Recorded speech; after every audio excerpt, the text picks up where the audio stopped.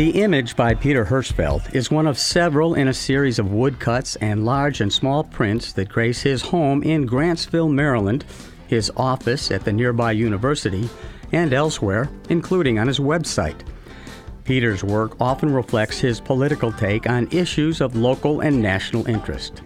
In the wake of the Florida school shootings, February 13th, his wife Patsy and a friend decided to support the students at Marjory Stoneman Douglas High School any way they could.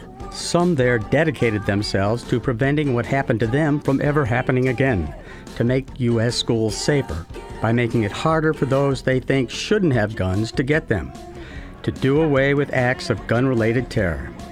And they want to weaken the powerful National Rifle Association that lobbies on behalf of making guns more accessible and lobbies on behalf of lawmakers who feel as they do.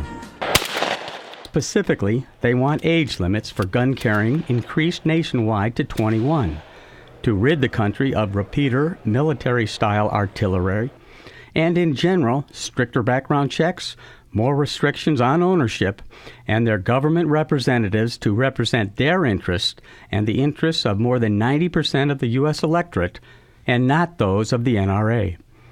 Their growing movement led to the idea to alter one of his images — there are several in Hirschfeld's many series of woodcuts and prints — by adding part of the N.R.A. logo of the National Rifle Association to it. Okay, that's it. We're going to run it, right?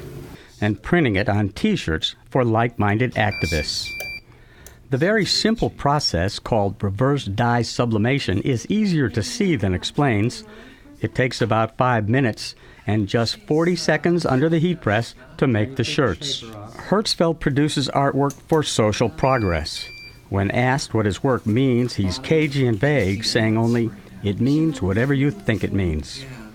On the 1-month anniversary of the shooting, declaring enough is enough, young people in many schools across America staged a school walkout. End gun violence! Then they followed that up on March 24th with massive demonstrations across the country and beyond its borders. 125 of the T-shirts were given away in Washington, D.C., adding to a galaxy of signs and other T-shirts expressing similar messages of support for the growing anti-gun movement in America. The estimated numbers of protesters varied wildly from city to city. One certainty is that millions are behind the growing movement, among them many socially conscious artists.